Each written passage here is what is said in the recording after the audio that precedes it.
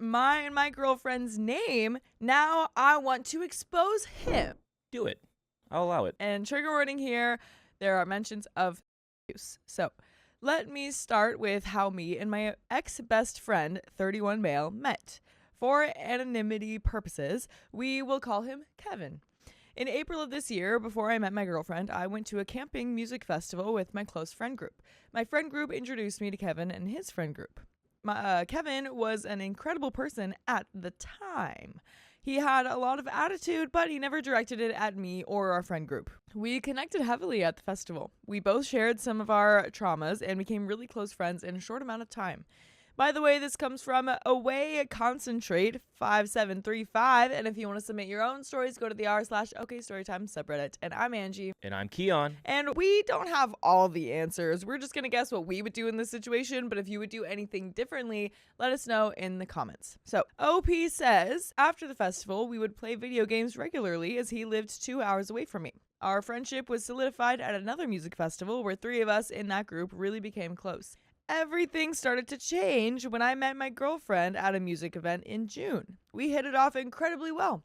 We would finish each other's sentences and everything felt like home with her. I haven't felt like this in over 2 years. And for context, I had tried to date quite a bit in those 2 years, but always ended up in very toxic relationships that left me broken and hurt.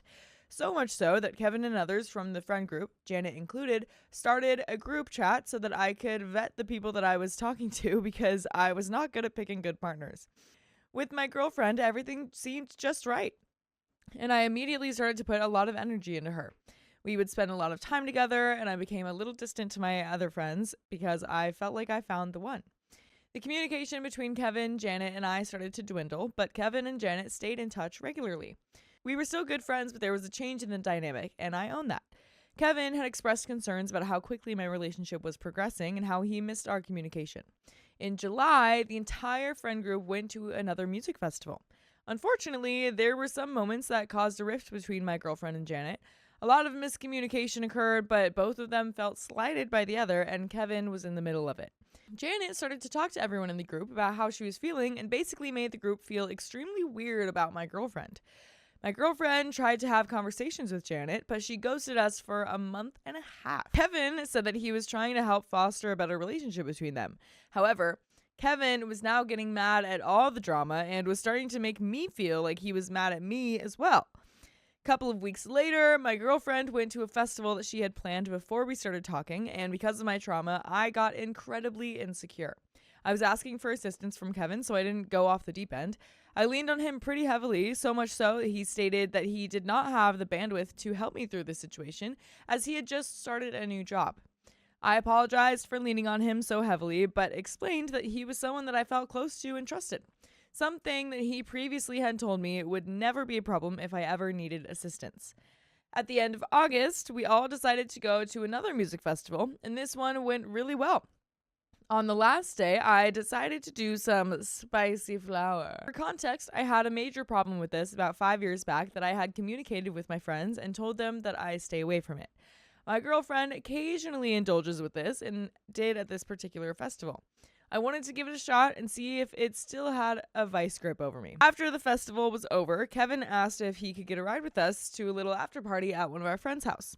The spicy flower continued, and I got into a pretty anxious headspace and wanted to leave around 5 to 6 a.m. We got in the car and started to drive home. We also had my girlfriend's best friend in the car. I was completely exhausted, and the drive home was well over an hour. As we got closer, my girlfriend started to get tired and asked if we could drive back to her house and if everyone could get an Uber back home. Her best friend understood and said that that was fine. Kevin seemed a little annoyed, but agreed that that was fine. I noticed how annoyed he was and tried to mitigate the problem by offering to buy his Uber home. He thanked me for that, and I bought his Uber home and went inside to go to bed without waiting for the Uber because I was basically falling asleep standing up. Fast forward a couple of days and I find out that Kevin had called every single person in our friend group and told them that I left him alone to deal with his phobia of ride shares, which he had never told me about. He told everyone that he thought that I was a regular user and had no care for how his friends felt. He said that I was spending all my money on substances and my girlfriend was a bad influence on me. Oh my gosh. Mind you, I tried it the one time, decided I didn't like the way I felt, and swore it off again. I didn't find this out from him. I found this out from a couple of close friends inside the group, which hurt because previously we had spoken about being upfront with each other. Finally, we go to a camping music festival that we had been planning for months. Kevin, Janet, another one of our friends, and I had pitched in together to get a camping spot, but I decided to back out because I wanted to stay with my girlfriend. I'm sorry. Aren't you guys tired? I know. How do you I'm guys tired from keep doing this? I get it. People do it, but like, are you guys? Where are you located? Where you're going to a music festival? Seems Right? like every other week. Where do you work to afford all of these music festivals? Where do you get the days off to do this? Yeah, exactly. Before the festival, I asked if my girlfriend would be able to stay at the same campsite with us, Before the festival, I asked if my girlfriend would be able to stay at the same campsite with us, and that ended up being a no. He told me that I would have space at a friend's campsite near our whole group. Before the festival, I found out that the space that they were offering was completely separated from my group by a 30-minute walk, so I got a car camping pass with my girlfriend, which cost us about $600 after I had already paid $150 to stay at the previous spot. We get to the festival, and the whole group is acting weird with my girlfriend and I, so I asked Kevin what was going on, and he told me that he didn't know and that he was staying out of the drama. Everyone continued to act weird around us, but we ignored it and tried to make the best of the situation. On the last day of the festival, I decided to do some substances again.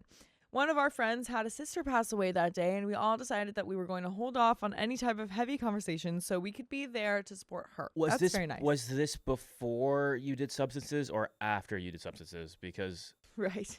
I don't know. I worry where this is going. Yeah. I have a feeling. As the substances were starting to hit, Kevin decided to spend an hour and a half telling me about how hurt he was and how terrible of a person I was for making him take an Uber home. He laid into me so much that it made me break down and almost put me in the med tent halfway through the conversation because of how distraught I became. Luckily, my girlfriend pulled me away, sat with me, and calmed me down before we continued talking at Kevin's insistence. Near the end of our conversation, my girlfriend asked if he could stop with the heavy conversations, and he got irritated and walked away. So I followed him, and he continued to lay into me and tell me how I was a bad person and how he had told everyone in the group about how he was hurt. He said that that's what caused everyone in the group to have such a skewed perspective of my girlfriend and I. What did the girlfriend do? He's admitting to all of it. Yeah. Yeah. Oh, yeah. And also, hey, man, what's wrong? Nothing. Yeah, he's literally like monologuing his evil scheme. He's like, yes, and I told everyone, and that's why they all think of you this way. Yeah. There's. My gosh. Oh, man. One, I would have been like, hey, man, I'm on a substance right now. Yeah. Let's have this talk later. Right. I'm just not in a good I'm not in a good mental state right now. Right. My vibe is not being vibed out. Right. And you are verbally attacking me right now. Exactly. At a music festival, out of all places. Right. It's like those trip sitter videos where it's just like nightmare. This is literally the nightmare. Yeah. So he basically lied the entire time. He forced me into a bad trip and then laid into me even though he could see the damage that it was causing me. This whole situation made my girlfriend very uncomfortable, and she started to feel ostracized, so we ended up leaving the group for the rest of the night so we could actually have a decent time, even though we wanted to be there for our friend who was going through a difficult situation. After the festival had ended, Janet and I sat down and talked about everything. Then my girlfriend and Janet sat down and talked about their animosity and had a good conversation. We all connected and talked about how Kevin had acted during this week. Kevin had forced Janet and the other girl in the tent to set up their campsite alone because, quote, I have no idea how to pitch a tent. When Janet and I talked, she confirmed that Kevin had been going around smearing my girlfriend's name because he had become emotionally attached to me and was jealous that I was spending so much time with her and not with him. He had heavily implied that I was a regular user to the group and told everyone he spent all his money on substances and his girlfriend is turning him into a terrible person. I had learned all of this and was already upset, but I let my emotions calm down and used ChatGPT to craft an amicable response to convey my feelings without attacking him. Okay. That's crazy. The fact that you need to rely on that to, okay. I mean, right. I get it. Do what you got to do, but also maybe let's talk about that. Let's talk about, that's another situation. Right. Like, you shouldn't need that to talk about how you feel. Yeah, at least let's maybe learn from this and how ChatGPT did it and then not use it in the future. But I digress. A couple of days later, my girlfriend went to get her hair done by one of the girls in our friend group who is a hairdresser. My girlfriend was informed that the entire weekend, Kevin was telling everyone that she told him that she wanted to be single for a nocturnal, and implying that she was trying to cheat on me. Oh my gosh. But we'll never cheat on you because we'll always have full episodes and stories just like this one on Spotify, iHeartRadio, Apple Podcasts, or whatever your favorite podcast app is. Just search OK Storytime. And there is a little bit more to the story, but that's such a wild rumor to start. Kevin likes to spread rumors. I guess so, dude. But remember at the beginning of the story, Yes. the attitude problem. The attitude Kevin has problem. tude. See, that really does happen. Like I've had friends where it's just like, well, I mean, I don't really like how they talk to that person, but like they have to figure that out. I feel like I can't really say something, and it's also not directed at me. But then guess what happens a little bit later? It's going to come to you sooner or later. If you have a friend that treats waiters or like hostesses or just anybody. Or relationships. Anybody just negatively where like it's just like that doesn't make any sense or you shouldn't talk to that person like that. Yeah. If they can do that to them, they can do that to you. Yeah, it probably would be a good idea to like call it out in the moment so that they know that you're not going to put up with it, you know. Yeah. Maybe. Boy, oh boy. But yikes. Not a fan of Kevin, but I will say I think the moral of the story is just, I mean, yes, you were trying to communicate, OP. I feel like when he started spreading rumors about the rideshare stuff, like his trauma, I would have reached out to him and be like, hey, man, can we have a conversation? Because I've been hearing stuff from people. What's going on? Like, I feel like there's so much tension between us and between my girlfriend. Right. What is happening? Like, let's squash the beef. Like, what's going on? Right. Like, if you're not going to communicate first, I will. You know? Yeah, exactly. Like, it's like the olive branch. Like, I'm hearing things from you, and I care about you and our friendship. What's going on? And I know, like, it's like I have to be the bigger man. It's like, yeah, we're adults. We can do that. Exactly. I mean, that is being the bigger man. I feel like is not just like, oh, I'm gonna like let them talk about it. I'm not gonna say anything. Yeah, it's like, oh, it's okay. It's like at this point, it's like, this is what's the point of this? And I mean, you understand what the point is, but now it's gone to a point of there's a time and place for everything, and you like obviously arguing at a music festival, and on top of that, all these other things, and on top of that, you're on substances. Right. Not the time and place. Not the time and place. He most likely did this knowing that if it got back to me, it would absolutely destroy me mentally and emotionally and damage my relationship. Before my girlfriend told me this, I had tried to call Kevin and was immediately sent to voicemail multiple times. I figured out that he had blocked my number, blocked me on all social media, and basically was trying to wash his hands of me and my girlfriend. Now, back to the original question. Would I be the a-hole for wanting to expose all of this and clear the story and give everyone a perspective of the conniving and downright disrespectful way he treated both of us and the manipulative way that he went about painting both of us as terrible people that don't care about our friends? Or do I have every right to clear the air and show everyone how manipulative this entire situation is? That's the end of the story. What do we say to those questions? Oh, I definitely say clear the air for sure. Like, hey, Sure. these are false rumors. Yeah. And you know what? If it is going around friend groups that you do hang out with, I mean, you do what like people like were like, oh, I heard rumors about Angie, or I heard rumors about Keon, Right. and you're like, no, those aren't true. Who'd you get that from? You're from that person. So that's a lie. Exactly. I would definitely clear that, especially if it's because of not just you, but also your girlfriend. Yeah. People were literally ostracizing you guys at a music festival and acting weird around her and you because of this.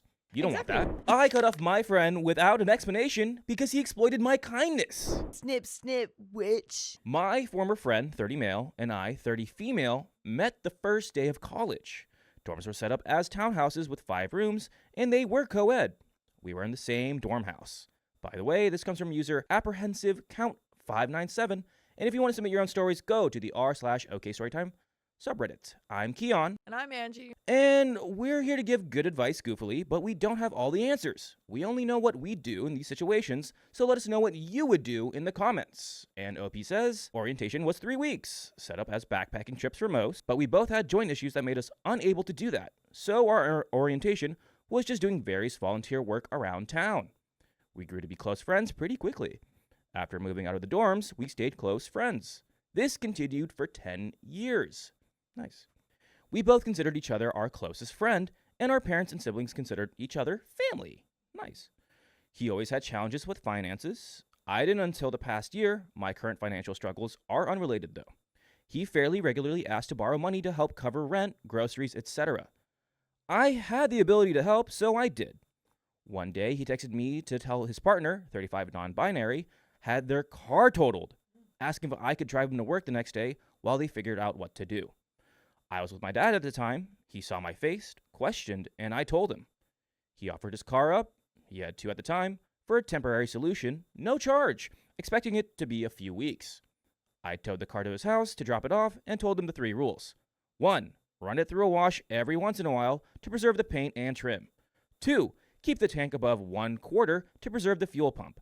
And 3. Let me know when it's due for maintenance, including which mileage to do that at, or if any repairs were needed, and I would take care of it. 2-ish weeks turned into 2-ish months. Oh boy. I kept asking for updates because my dad wanted to sell the car. He kept telling me they were still going to court to try to get the wasted driver that hit their car to pay for the damages. 10 months after bringing the car to him, my dad needed to sell the car due to financial strain. He was paying insurance and registration on a car he hadn't seen in almost a year, and he couldn't afford it anymore. I gave my friend ample warning that I'd be taking my dad's car back when the insurance and registration were up for renewal and told him the date. Due to work and whatnot, I hadn't visited, I lived 2 hours away, in 6 months. When I got there to pick up the car, the clear coat was peeling. No. The trim was all dry, rotted. The gas tank was completely empty. Oh my God. It started, sputtered, and passed away, the car. And the check engine light was flashing. I asked, and he said he did not wash it in the entire 10 months. He said the check engine light had been flashing for 3 months. Oh my gosh. But the gas is really what got me. He said, we drove it around a bit to run it to empty. That's what he gets for effing us over by taking our car away. They already had another vehicle. His partner's dad gifted them a car. I had no energy. I spent the night before in the ER, worked all day, and still had to tow a car 2 hours down a winding mountain. So I got it loaded up and left. I fixed the car, filled the tank, replaced the fuel pump, and replaced the trim. The check engine light was for the transmission. It was badly dented and had a puncture. It had been running with no fluid for months. I got a new pan and some other transmission parts, fixed it, and got it running again. My dad was out of town visiting family that week, so he never knew about the damage. He gave me a power of attorney to sell it for him. It got $8,000 less than the offer before, loaning it to them because of the paint. I cashed the check and added $8,000 of my own money just so my dad wouldn't have the nicest thing he'd done for someone in a long time come back to bite him in the butt. About a week after picking up the car, he needed help moving. He was being wrongfully evicted. His partner had been arrested for false accusation and released on bail. It's crazy. They had to be out of the house by the end of the day. I figured, F it, whatever. I have nothing better to do, and I have a few things at his house that I loaned him that I wanted back. So I drove up to help. Their apartment was absolutely disgusting.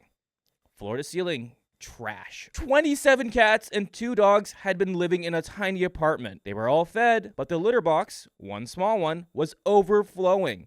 There was cat urine and feces everywhere. The animals were already removed and were at his partner's dad's house while moving, but they fully intended to keep the cats and dogs living with them in the tiny car given to them by the partner's dad. I still helped, again, to try to find things I'd loaned him. They could be cleaned. Okay. I found out that his partner had thrown the things away, knowing they were mine, because they bought their own stuff. They bought their own things that I had lent them have. Okay, well, or then loaned I'm them. gonna steal those things, honestly. Yeah, like, oh, that's cool. I'm gonna take that. Yeah. I'm gonna take that. Yeah. Oh, I have one of those. I'm gonna take one of those too. Fully just like taking those. Oh, you threw away my stuff. So thanks for buying it for me again. Thanks for buying me a new one. Appreciate it. I don't think these people understand when people give you stuff when you're getting a loan. Yeah. That doesn't mean it's yours outright. It means it's like, hey, I'm just gonna let you borrow it. And also, like, even if you thought that, like, clearly they're acting like that's the case, but if you think that that's the case and something that is being loaned to you is actually given, Yeah. why would you buy a new one? Because you have one. It's insane. There were a lot of items they'd never even taken out of the packaging. A lot of various kitchen appliances and household items. They kept offering them to me, but I had no need for those items. Then they offered me a blender, a really nice and expensive Ninja. I have a nicer fancy blender and didn't need it, but said, I don't, but my dad's blender broke and he needs a new one. Him and his partner looked at each other and his partner said, well, actually, we need that. I thought nothing of it until I saw them walk the brand new, still in the box, never opened, expensive blender right past their moving truck, straight to the dumpster outside. What the F, dude? My friend said, well, we'd rather throw it out than let that piece of crap have it. I said goodbye and left. I had an itch, so I looked at public records. The crash never happened. His partner didn't have insurance and was 3 months behind on payments. Their car was repossessed. The eviction was because the partner and him were smoking devil's lettuce in their apartment, which maintenance had on video because they were smoking while he was fixing their sink. And the partner's arrest was for assaulting the maintenance guy when they got the eviction notice. They were caught on camera as well and had multiple witnesses who also took video. About a month later of not responding to his countless texts and calls, I blocked him on everything. It was between that or absolutely tearing into him. But that wasn't worth my time or energy. And by the way, I want your time and energy so you can listen to full episodes with stories just like this. Just go to Spotify, Apple Podcasts, iHeartRadio, or your favorite podcast app and search up OK Storytime. There is a little bit left to discuss. Angie, if you were, I already said my piece. I would tear into my friend and block him. Then I would block him. Like, you suck. I don't want you in my life anymore. Bye. I get it. You're doing the bigger man thing where you're just walking away. Sure. You're like just complete close and block. That's great. You can do that. I would be so upset. I would be very upset, and I would want to do that. I would want to tear into them. I would want them to give the money back. I would want to take that blender just right in front of them. I'd want to steal other things. But I worry about that information that after they got the eviction notice, they attacked the maintenance guy. All that stuff is insane. Because now, I mean, what if he attacks you? And then I think, like, if you just ask for the money back, I feel like he's just going to attack you. I feel like if, or she actually... Well, it's both of them. Well, I think it's OP's she and OP's then a she. OP's a she. OP's friend. she? OP's a she. I'm pretty sure. I think OP's male, and then the friend is female. Friend's partner, non-binary. Something like that. It is. Anyway, these two scumbags, I feel like they're going to. Well, I guess no. He said he attacked. I forget. But anyway, these two scumbags, they are dangerous. I would worry about talking to them alone. I feel like if you really want the money back and you want this stuff like for the car, then, gather your screenshots of conversations and take them to court, honestly. I feel like that's the only way you're actually going to get your money back. But obviously, it is still a worry of your physical safety. 100%. If that was part of it, like... So, I don't know. For your safety, it's probably best to just leave it. But at the same time, I mean, that's so effed up. Yeah. No, I'm upset for you, OP. This is crazy. But let's finish up the story. Now, 2 years later, I've started feeling guilty for not explaining the end of a decade-long friendship. Not because I know how it feels to lose a friend with no explanation, but because I feel like he deserves to have it thoroughly explained to him how much of a piece of crap he is.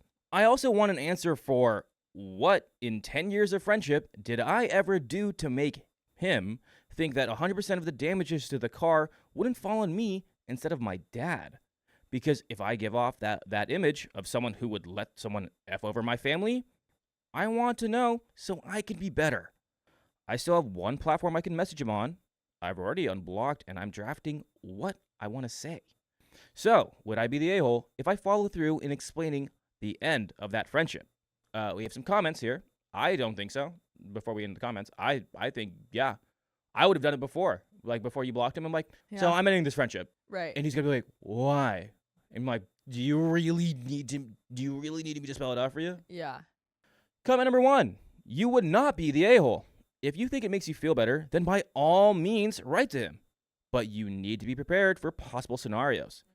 Best outcome, you never hear from this a-hole again. Another possibility, he becomes all worked up, thinking about imagined slights, and starts pestering you, scratching your car, ordering crap to your address, etc., etc. Another possibility, he contacts you, all remorseful, tells you how sorry he is, it was his partner and the substances that made him do it, etc., etc. Your heart softens and you let him back into your life. He reverts to being an a-hole. Heartache follows. You block him, but only after he costs you lots of money once more. Comment number 2. To be honest, if you think you are doing this just for the sake of him to know, do it. Get over it. But I hope he doesn't get back at you for something, and you should also save yourself from that F-up of your mental peace if he does. So if you can handle that, tell him. Otherwise, don't. Because if you can't handle it, it's not worth it. It's not worth your effing peace when it's been 2 years already.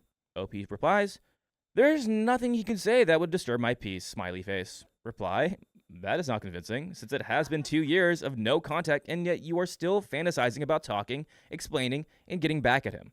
And then that we Yeah, just leave and that's it the at end of that. that story. Yeah, it's like you've been in the shower thoughts of like having that argument with him. He's like, yeah, so I'm gonna tell him this, and this is how it's gonna go. The scenario's gonna play like this, and Right. I'm in the shower listening to like cool music. But Yeah. I don't know. I mean, I think write it out for sure what you want to say, but then give it some thought and then see if you still want to actually send it, because I've done that before, but then it's like, yeah, I What probably it's like, shouldn't actually say that. at the end of the day, what is it gonna do for you? What is Yeah. it gonna do for them? My best friends always had time for each other, but never for me. Those aren't your best friends. And by the way, this comes directly from the r/OKstorytime subreddit. This is one of our children. 28 female met 5 girls. Let's call them Ava, Becky, Carla, Danica, and Ellie. We got the whole beginning of the alphabet there. Back in 2022, I met Ava at a house party and got to know the rest gradually.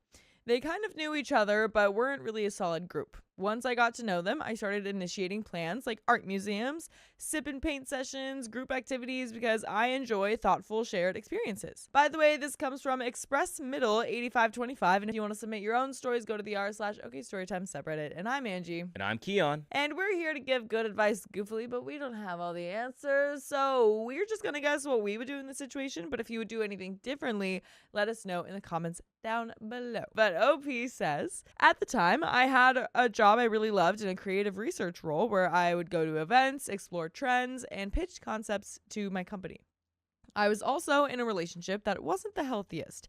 What I didn't realize back then was that I probably should have built stronger one-on-one relationships before trying to form a group dynamic.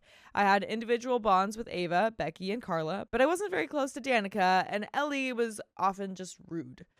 Ellie would make remarks about my clothes, question why I take photos on trips, and treat me like I was too much. It didn't stop until I finally brought it up, and she only really apologized because others called her out after she ruined Danica's proposal by making it about herself. In mid-2024, I lost my job due to a toxic, discriminatory work environment. It was a mutual decision, but I left drained and depressed. I started my own creative business, which I love, but it's still small, and I've been job hunting ever since. Around then, Carla moved abroad to be with her partner. She's someone that I feel safe being vulnerable with, and it has always made me feel seen, even from afar. And this is Carla. Okay.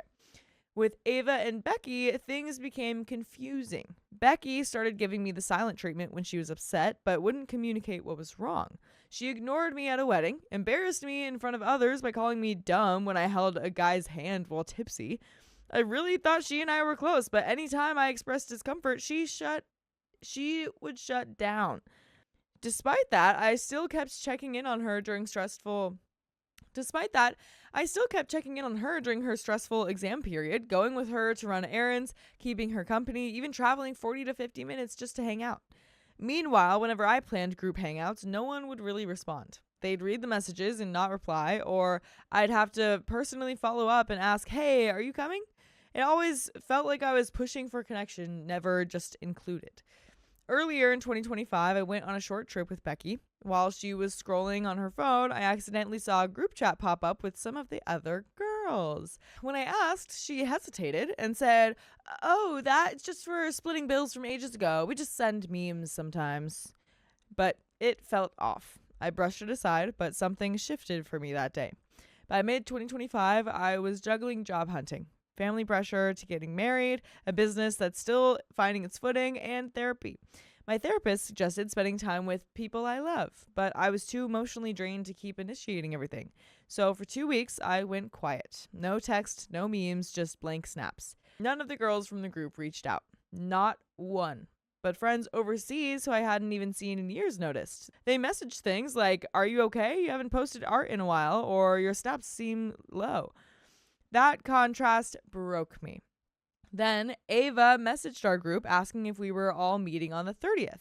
I replied briefly, and she asked if I wanted to catch up over the weekend after I had asked to meet weeks ago, and she said that she was too busy but had hung out with Becky and Ellie in the meantime. When we met, I opened up. I told her that I had been going through a hard time, and it hurt that no one noticed when I went silent. That I was tired of always being the one to initiate things. That even if people are busy, no one thought to check in.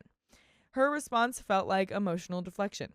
She said that I needed to look at the facts, that maybe I was overthinking, and that since I'm not working right now, I might be reading too much into things. She told me to ground myself and talk to my therapist. That next time I should think things through before bringing these feelings up, and that from her end, it's not like that.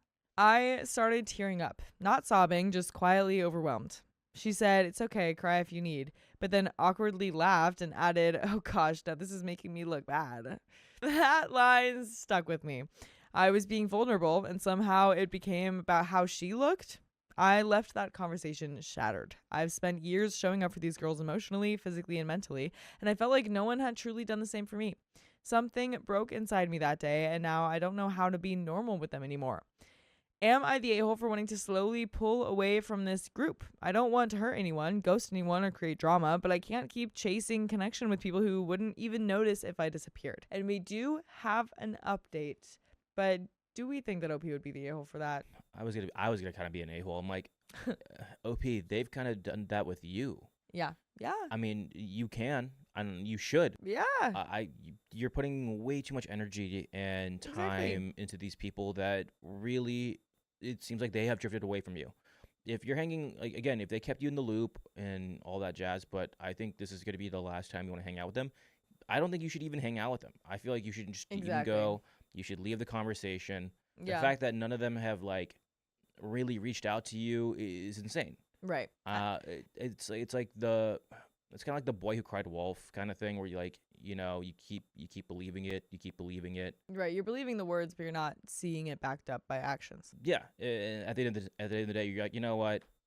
You can keep crying. I'm not coming out. Like, I don't care anymore. Right. So it does suck. Friendships, especially with it's a group of people, but find yourself a better group that genuinely care for you.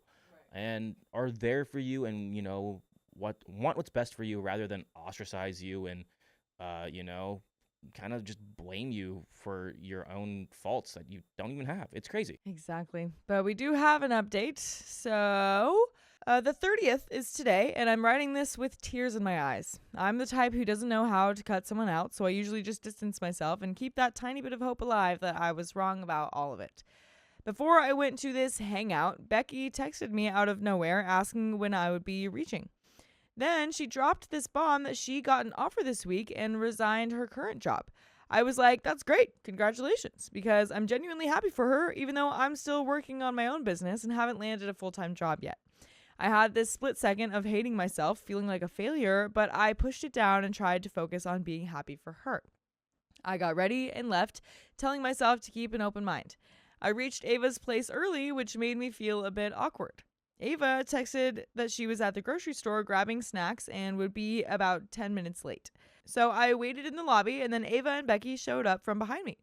I asked if they were shopping together, and Becky was like, no, I got there early and joined her. It started off okay. We were catching up about bad days and bad dates, just chatting.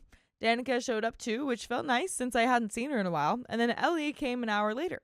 I tried to just relax and not overthink. Sometimes there were moments where I would speak or try to say something and they would change the topic, or someone would talk over me and I'd just stop talking. Whenever I did say something that I was excited about, they would make fun of it or make a joke out of it, and I'd be like, never mind, whatever.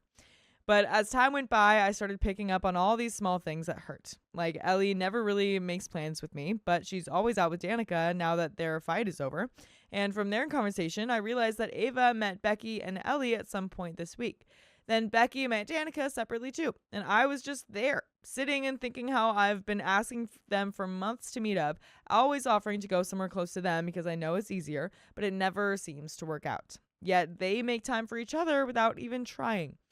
I had this moment like a switch flipped, just sitting there feeling like a lost puppy. They put in the effort for each other, and I'm sitting there feeling like maybe I'm just not worth that effort.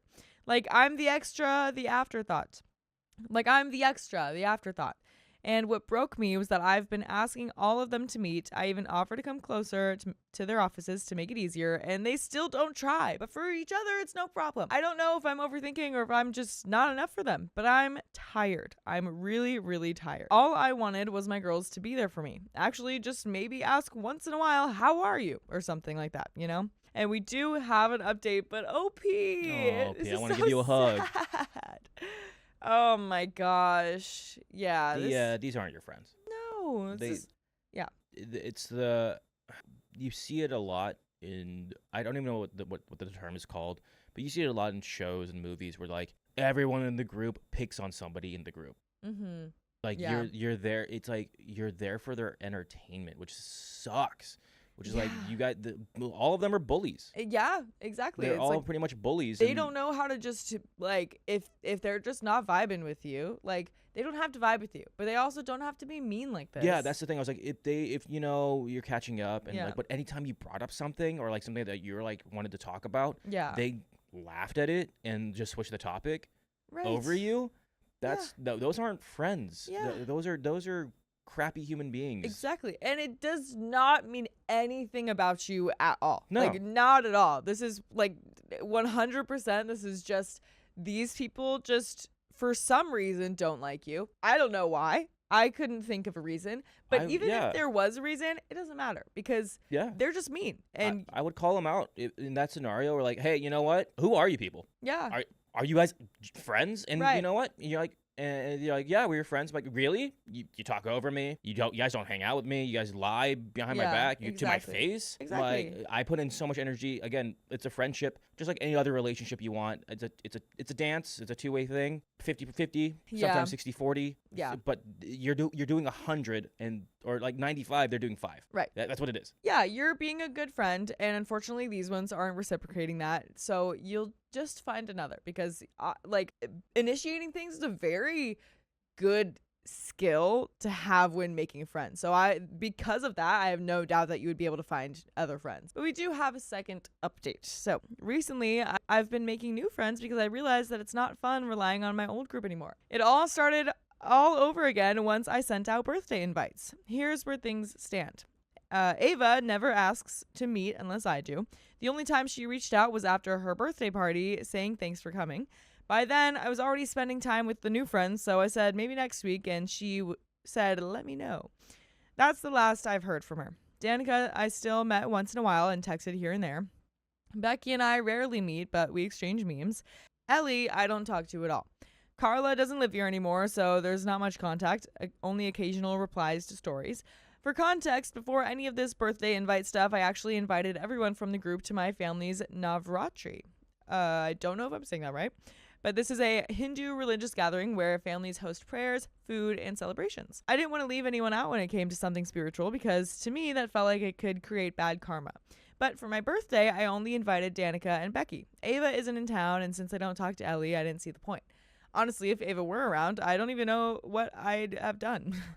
After I sent the invites, Becky texted me asking if there was an issue between us. I said that I used to be upset, but I've kind of gotten over it. Then she brought up old stuff. We have a private group Instagram page. At one point, they blocked people from seeing stories that were posted on it, and it felt weird to me. I mentioned it to Danica, and she offered to ask Becky about it because she thought Becky might respond better to her, since in the past, whenever I tried to raise things directly, Becky either got mad or gave me the silent treatment. She also brought up a joke that I made ages ago.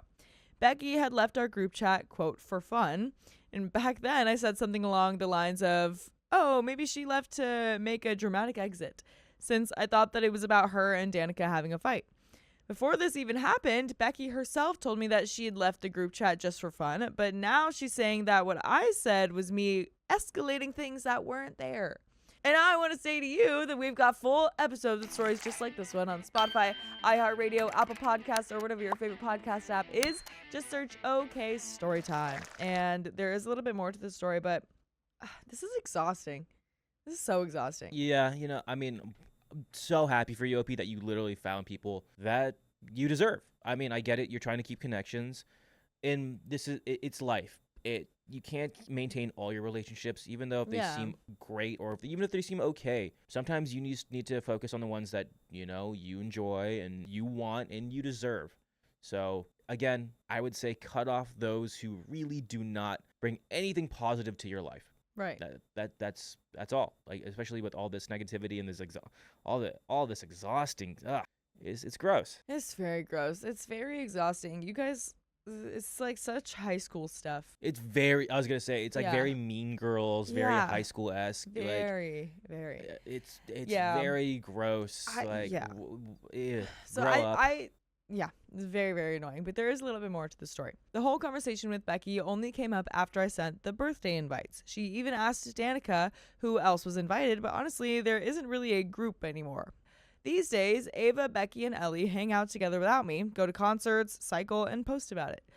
For context, Becky and I had spoken about cycling together so many times, but it never happened, and then she suddenly went with Ava instead.